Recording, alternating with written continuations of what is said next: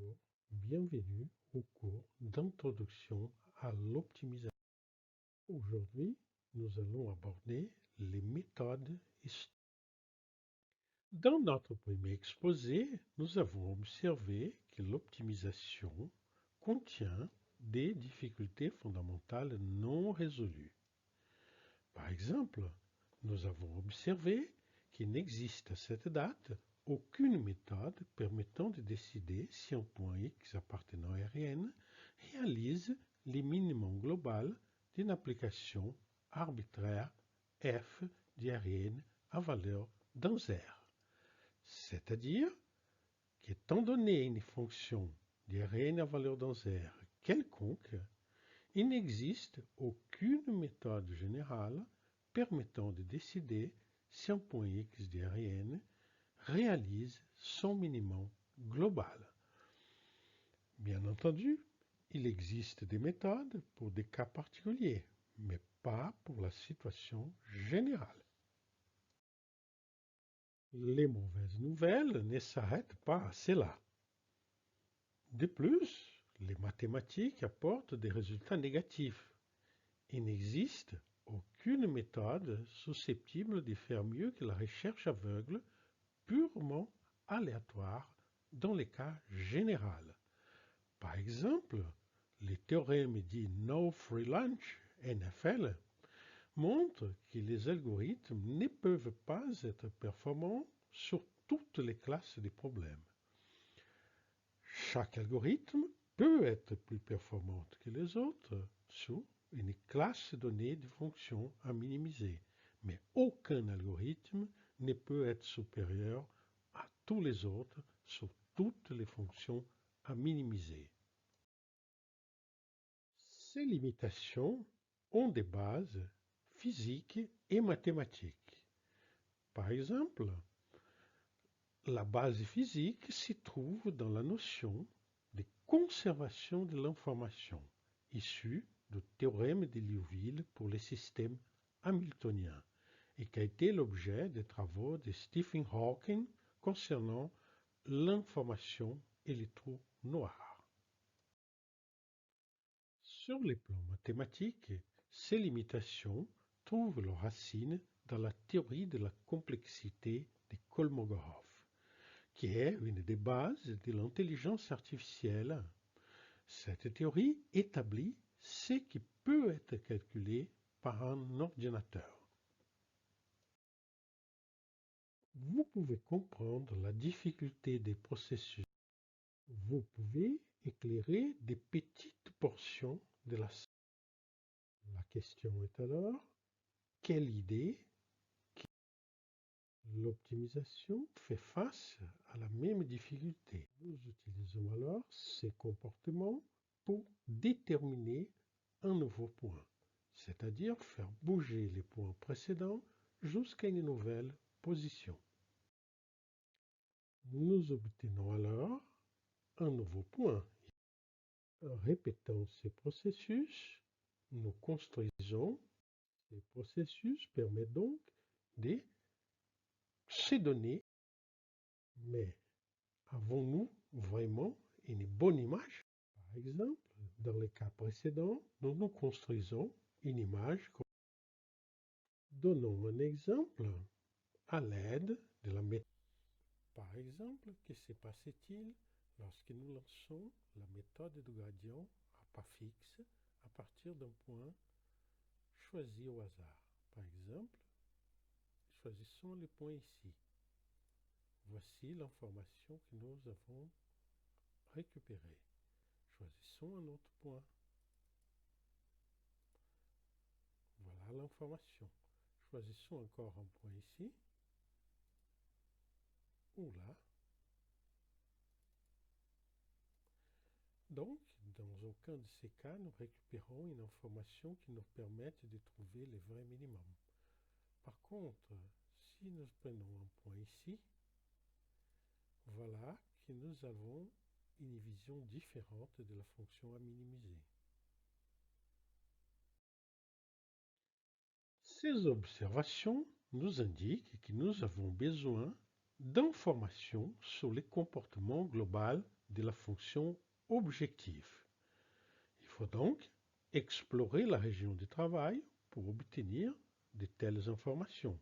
En effet, pour pouvoir connaître quel est le comportement de la fonction objectif, nous avons besoin de connaître la valeur de l'objectif dans un grand nombre de points. La question alors est comment pouvons-nous obtenir ces informations? Une première idée consiste à faire une exploration. Voyons s'il est possible de construire une bonne représentation de la fonction à l'aide d'une recherche aléatoire. Nous choisissons au hasard des points pour vérifier s'ils nous donnent une idée du comportement de la fonction. Voici les points trouvés.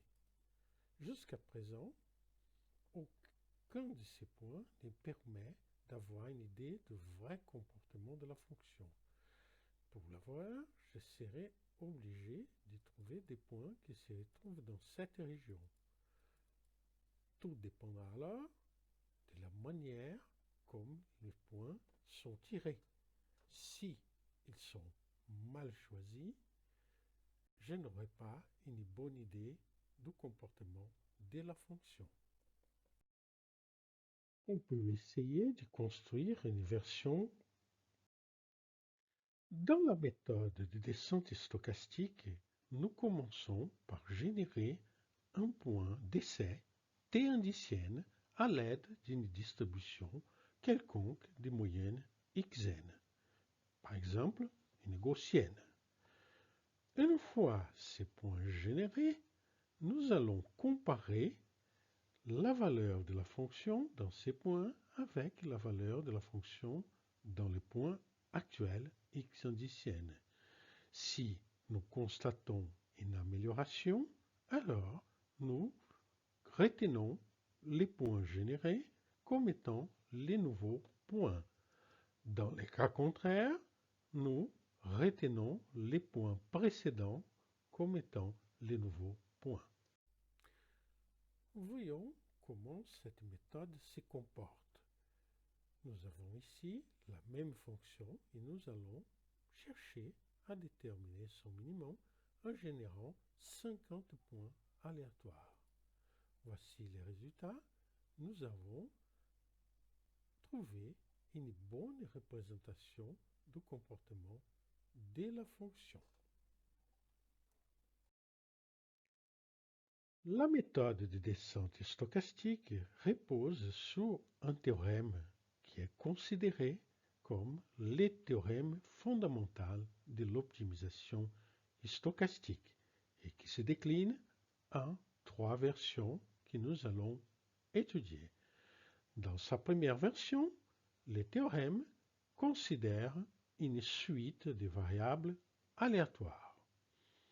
Cette suite a une première propriété, sa décroissance, c'est-à-dire que un plus 1 est inférieur ou égal à un presque sûrement. La deuxième propriété est que cette suite est bornée.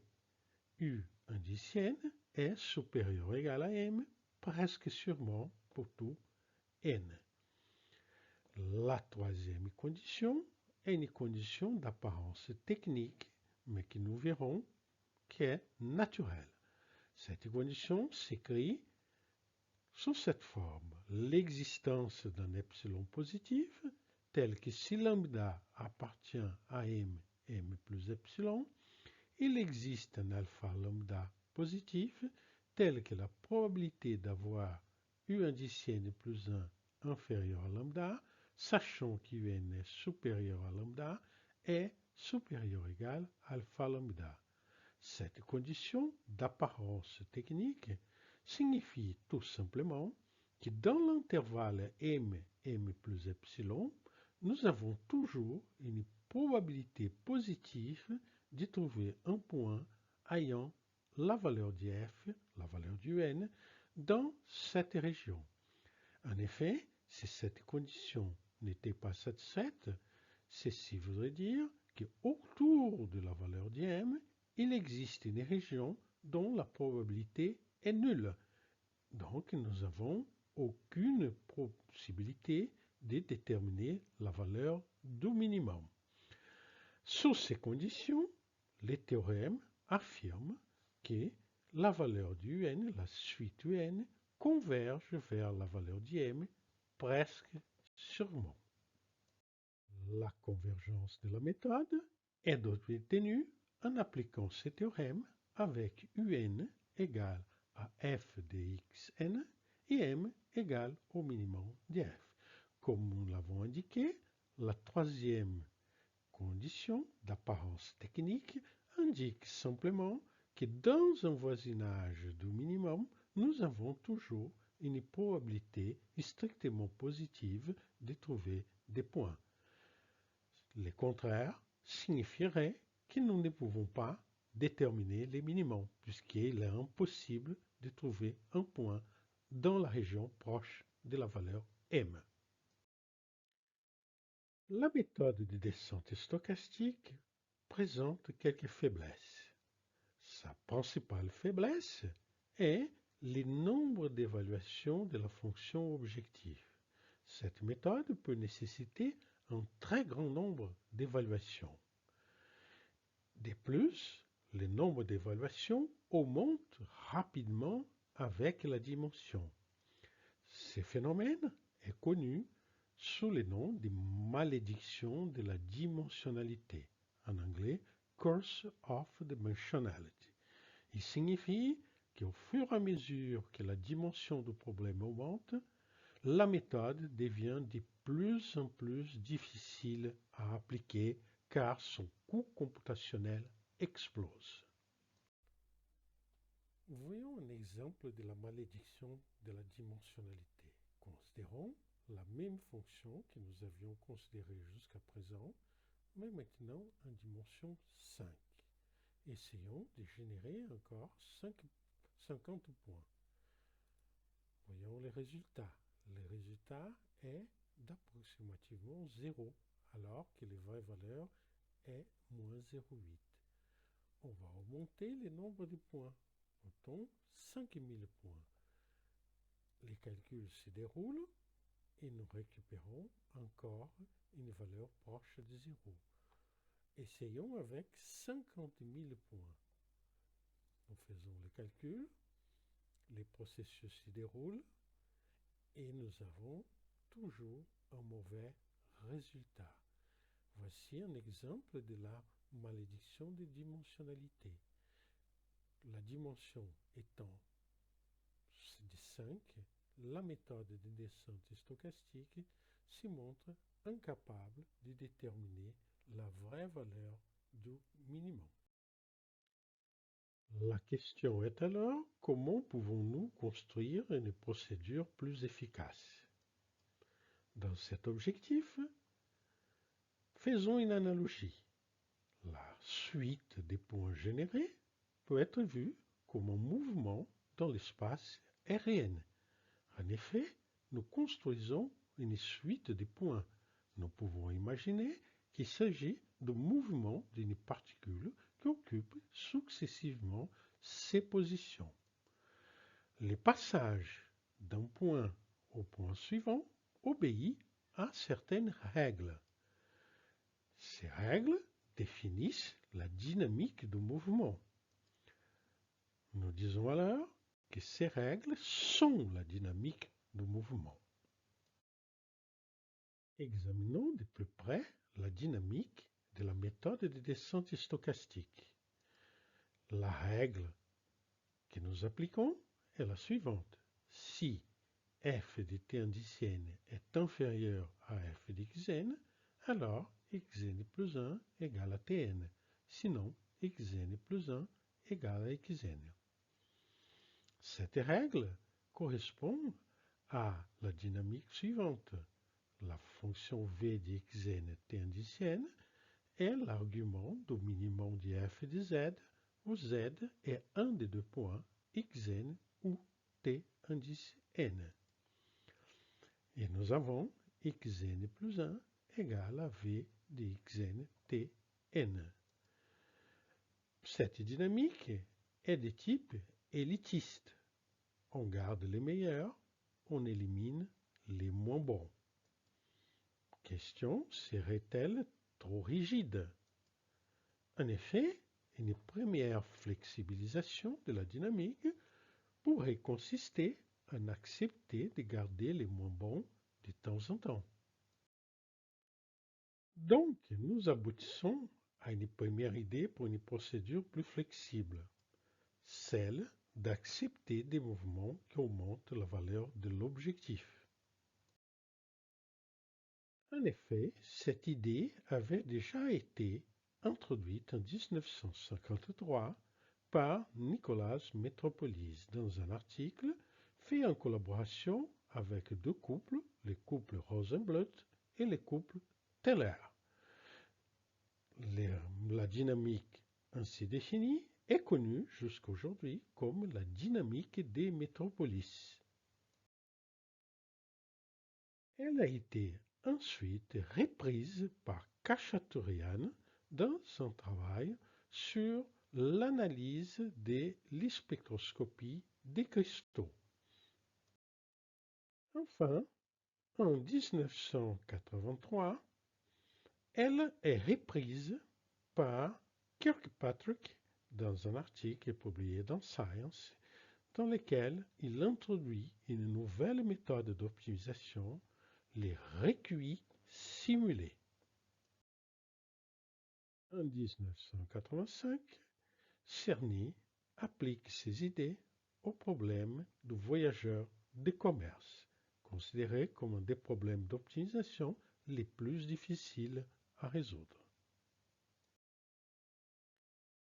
Il est intéressant de noter que la plupart de ces idées avaient déjà été exprimées par Pierre-Simon de Laplace dans son mémoire sur la probabilité des causes par les événements.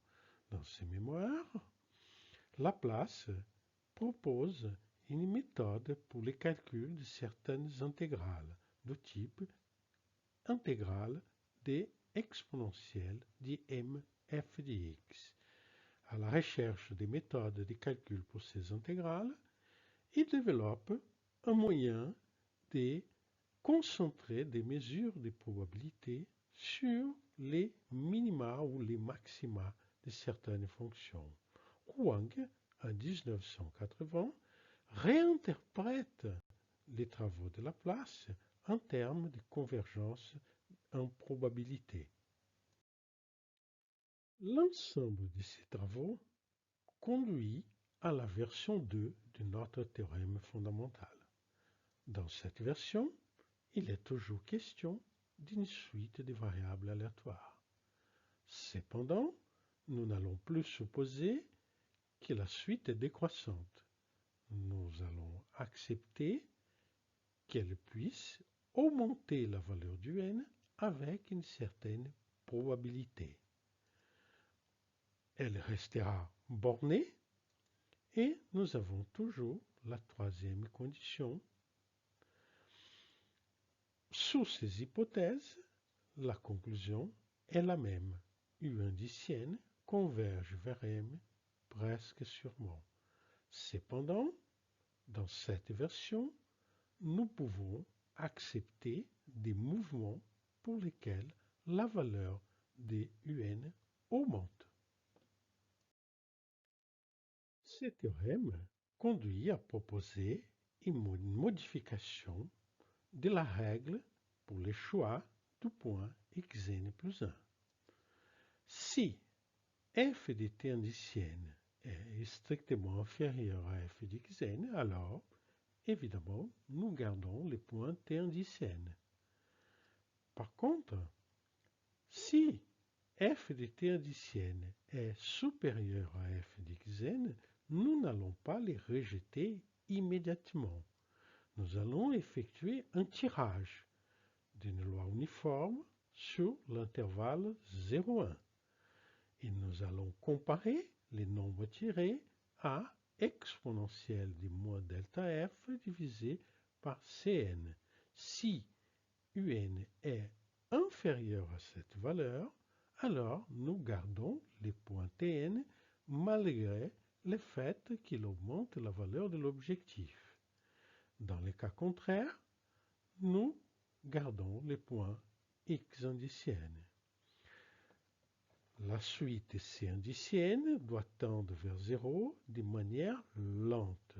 Elle est dite la suite des températures. Voyons comment cette dynamique se comporte dans l'exemple que nous avions utilisé. Si nous lançons les calculs, nous voyons que la méthode reproduit bien les comportements de la fonction. Nous pouvons relancer les calculs et à chaque fois, nous récupérons les comportements réels de la fonction. Si nous regardons de plus près l'évolution des éléments acceptés et l'évolution du minima au cours des itérations, nous voyons que de temps en temps, nous avons eu quelques valeurs qui ont dégradé la valeur de l'objectif.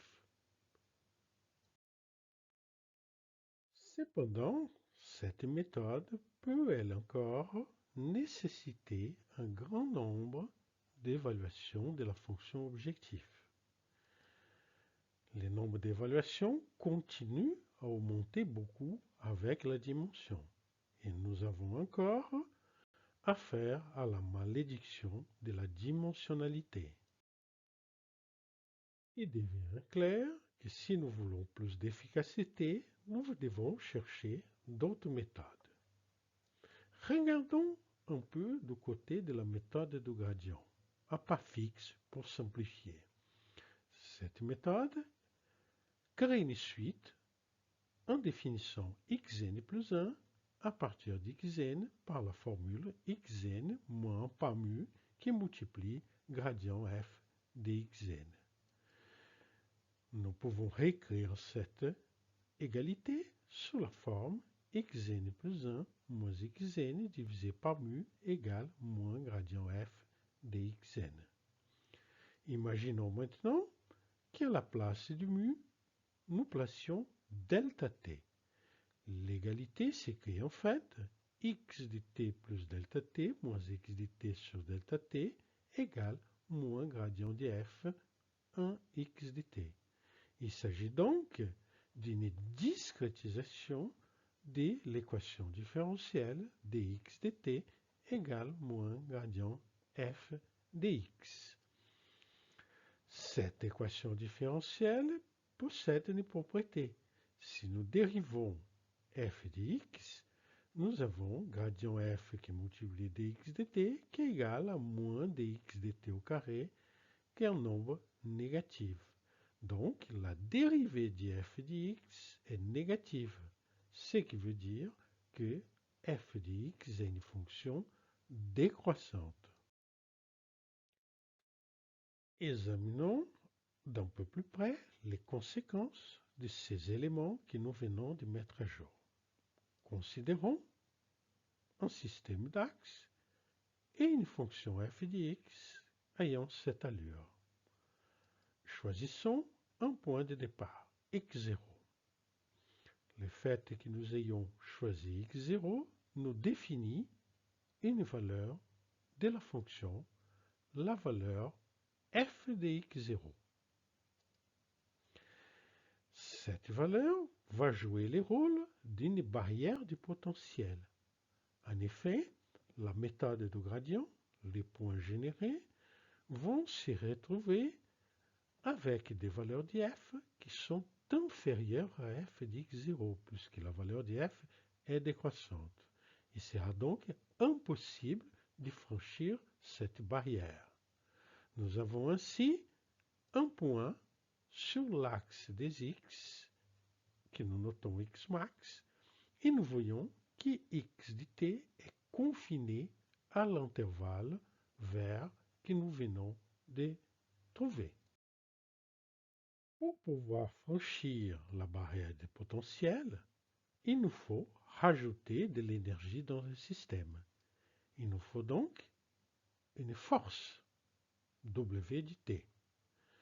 Simplement, cette force ne doit pas apporter de l'énergie.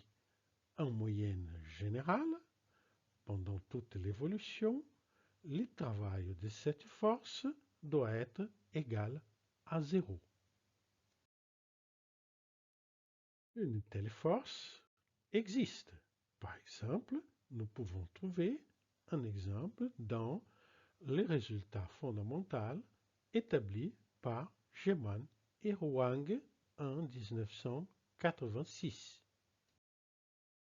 Les résultats de Geman et Huang permettent d'étudier l'évolution d'un système soumis à une force de type mouvement brownien, c'est-à-dire une force de type gaussien.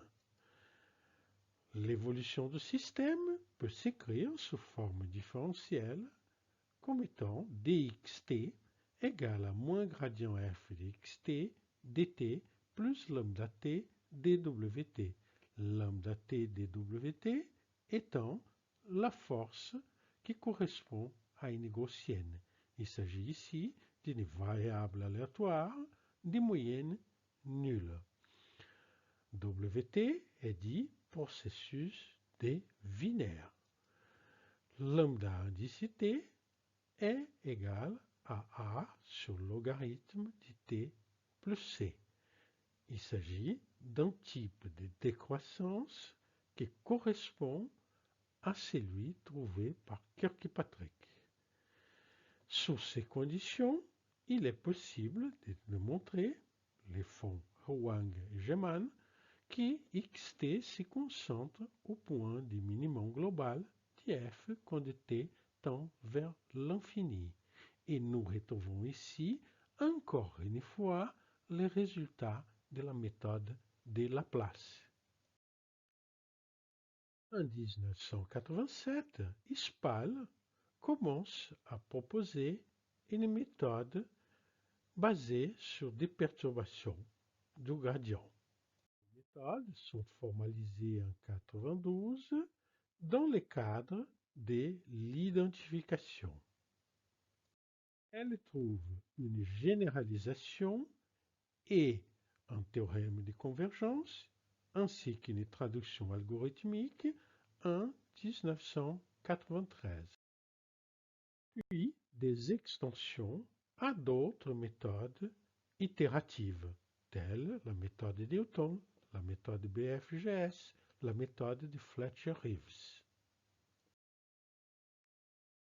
Comment pouvons-nous effectuer la mise en œuvre pratique de ces méthodes?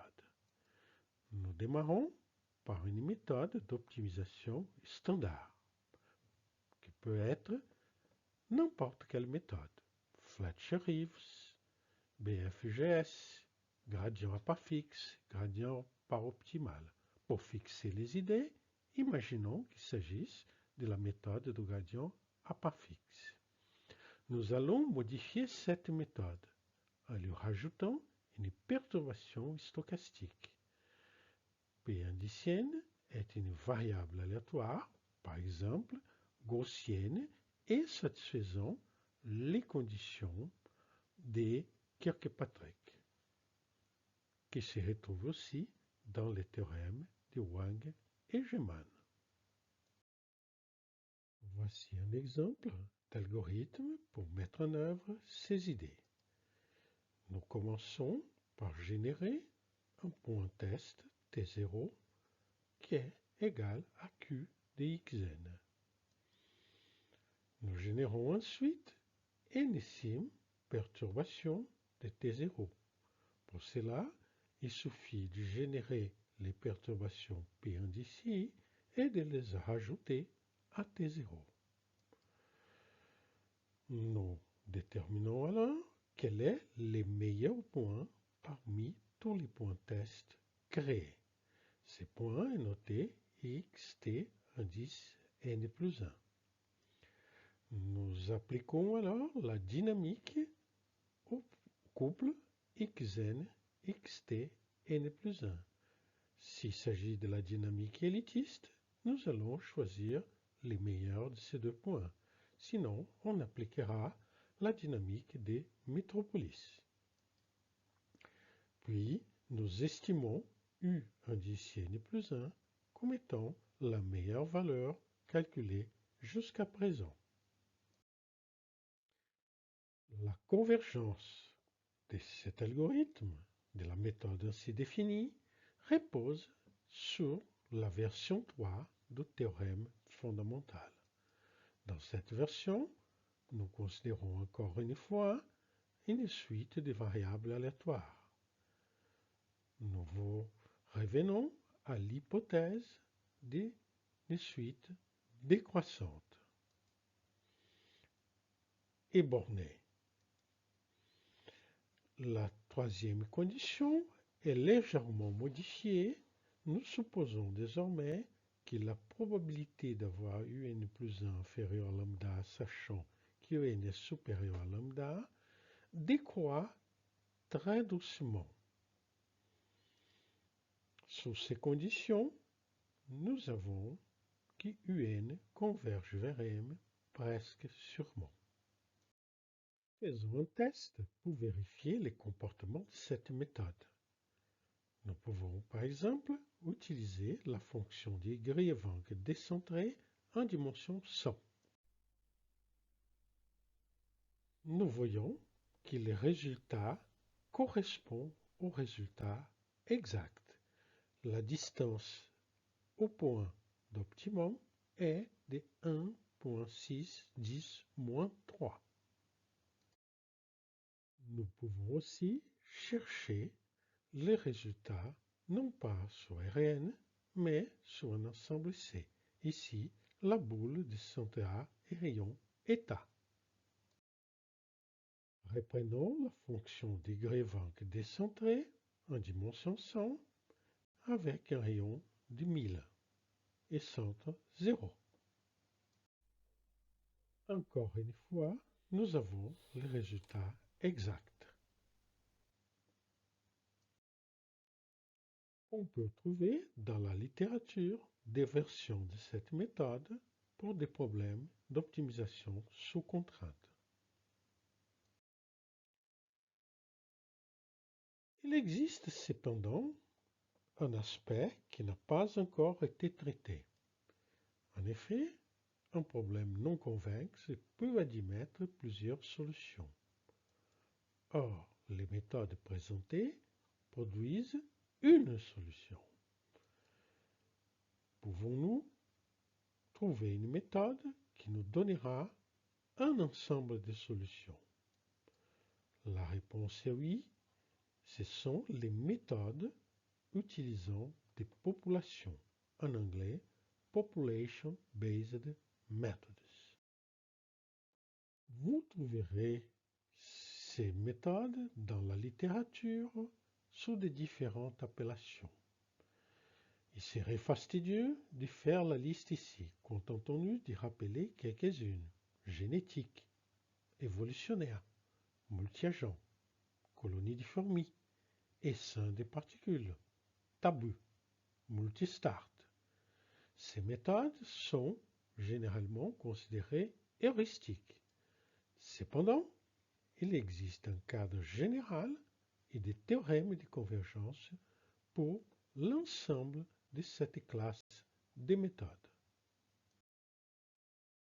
La première mention aux algorithmes de ce type, dit génétique, apparaît en 1957 dans un travail de Fraser. À la suite du travail de Fraser, Braverman publie un travail concernant la mise en œuvre d'algorithmes de type génétique. L'étape suivante est franchie en 1961 par Barricelli, qui publie les essais numériques des théories de l'évolution, où il met en œuvre des algorithmes de type génétique pour simuler l'évolution des populations. Les grands tournants des algorithmes génétiques modernes arrivent en 1975, quand John Holland publie un livre où il introduit les algorithmes génétiques. Pendant longtemps, les paradigmes des algorithmes génétiques a été l'imitation de la nature.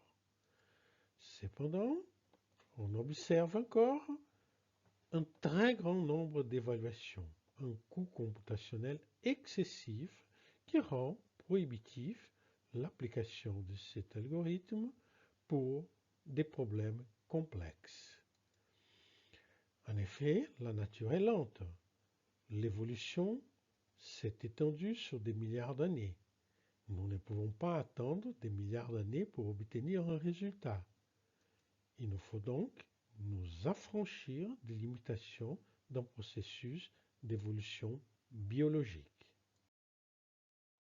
Pour pouvoir nous affranchir des limitations des processus biologiques, regardons dans les détails une itération d'une méthode de ce genre. Cette méthode fonctionne en boucle. Nous partons d'une population en haut à gauche. Nous appliquons un opérateur de reproduction, crossover dans la génétique. Ensuite, une mutation, puis une sélection et nous revenons avec une nouvelle population à la prochaine itération. L'ensemble de cette boucle est dit une génération. Si nous étudions en détail la démarche présentée dans les transparents précédents, nous voyons qu'elle repose sur 3 règles. En effet, à l'étape n, nous avons une population S indice n. Nous appliquons à cette population l'opérateur de reproduction R de S indice n, qui constitue notre première règle. Nous avons ensuite une deuxième règle, une règle de mutation, où nous pouvons l'appliquer à SN ou à SN réunion RN. Nous avons alors la troisième règle, la règle de sélection, qui nous permet de définir la nouvelle population S indice N plus 1. Pour la sélection, nous pouvons considérer l'ensemble des éléments qui ont été calculés. Ce cadre général montre qu'il est possible de définir les règles et les opérateurs par d'autres moyens que l'imitation des processus biologiques. En réalité, la seule contrainte est que nous devons respecter les conditions d'un des théorèmes fondamentaux des convergences. En redéfinissant les règles, on peut créer des algorithmes hybrides et mélanger plusieurs méthodes de solution. Par exemple, l'opérateur M peut être le résultat de plusieurs algorithmes utilisés de manière séquentielle ou simultanée. Nous pouvons par exemple envisager d'appliquer une méthode de Fletcher-Rives et ensuite faire de recuits simulés. Ou alors appliquer la méthode de Neltermide, ensuite la méthode de Newton et encore un algorithme stochastique. Dans cette démarche, vous avez toute liberté pour choisir les algorithmes qui seront utilisés et leur ordre. La seule contrainte est que la convergence n'est assurée que par les 3 théorèmes fondamentaux. Dans tous ces théorèmes, il existe quelque part un algorithme stochastique. Il vous faut donc garder un élément stochastique dans un des opérateurs. Il est intéressant de noter que les méthodes usuelles, toutes seules, sont en réalité des méthodes de type génétique ou évolutionnaire lorsqu'on considère ces cadres. Par exemple, considérons une population formée d'un seul individu. et définissons les opérateurs de la manière suivante. L'opérateur de reproduction est l'ensemble vide. L'opérateur de mutation est une méthode déterministe Q de xn quelconque. Et la sélection nous fournit M indice n. Dans ce cas, nous avons des itérations qui nous produisent directement x indice n plus 1 égale à q de xn. C'est-à-dire, ça reproduit la méthode de descente standard caractérisée par l'opérateur q. Ainsi, toutes les méthodes usuelles rentrent dans ce cadre et peuvent être considérées comme des méthodes évolutionnaires. Les méthodes de perturbation tombent aussi dans ce cadre. En effet, rien n'interdit aux opérateurs d'utiliser des méthodes de perturbation. Par exemple, nous pouvons définir les mutations comme étant des perturbations de la méthode Q. Et comme opérateur de reproduction, les opérateurs non perturbés, Tn égale à Q de xn par exemple. Par ces biais, les méthodes de perturbation stochastique deviennent elles aussi des méthodes évolutionnaires. Rappelons que la convergence est issue de la version 3 du théorème fondamental. Il résulte que les méthodes de type génétique ou évolutionnaire ont une très grande flexibilité. La seule limite dans la construction d'algorithmes de ce genre est l'imagination de l'auteur. Nous pouvons combiner toutes les méthodes existantes au sein de ces algorithmes. Cependant, n'oubliez pas que les théorèmes de convergence exigent l'existence d'un élément stochastique au sein de la chaîne des opérateurs. Cette simple condition étant respectée, nous pouvons combiner n'importe quel algorithme existant. Voici un exemple simple d'algorithme que vous pouvez adapter en changeant les opérateurs comme bon vous semblera. Nous considérons une population formée de NP individus. Comme opérateur de reproduction, nous produisons des combinaisons affines aléatoires. Nous choisissons les coefficients par tirage au sort. Les mutations peuvent être une méthode déterministe perturbée. Et dans la sélection, nous sélectionnons les NP meilleurs éléments par une règle élitiste. Appliquons cette démarche à la fonction dite de Davis. Voici un exemple pour des différentes valeurs de NP et de N, pour des différentes valeurs de NSIM. Nous avons des statistiques suivantes pour les appels à F selon les valeurs de NSIM. Et les appels à Q sont de l'ordre de 30. La convergence n'est pas une surprise. En effet, si nous analysons la fonction de Davis, nous verrons que ce résultat est parfaitement logique. Considérons par exemple l'intervalle moins 10-10. Le minimum global se trouve au point 0. Regardons un voisinage de 0. La probabilité de tirer un point dans cette région est de 0,02, 2%. Cependant, sur son tirage, la probabilité d'avoir un point dans cette région est de 87%. Il est donc très probable que nos tirages produisent un point dans cette région. Or, dans cette région, la méthode de gradient conduit directement au minimum global.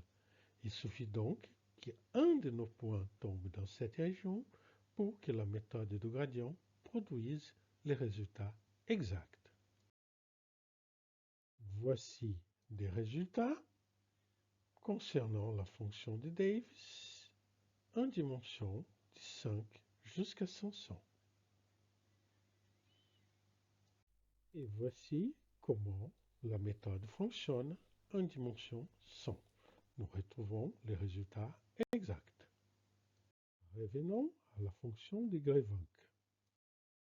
Comme dans la situation précédente, les minimums se trouvent en 0. Nous pouvons regarder l'intervalle moins 10, 10 et un voisinage de 0. À présent, la probabilité de tirer un point dans cette région est de 6%. Et sur son tirage, elle est de 99%. Nous avons donc les mêmes phénomènes. Sur son tirage, il y aura très probablement un point dans cette région. Et la méthode de gradient conduira au résultat exact. Et voici des résultats concernant la fonction de Grevenc dans des dimensions de 5 jusqu'à 100. Nous voyons qu'à chaque fois, nous récupérons les résultats exacts.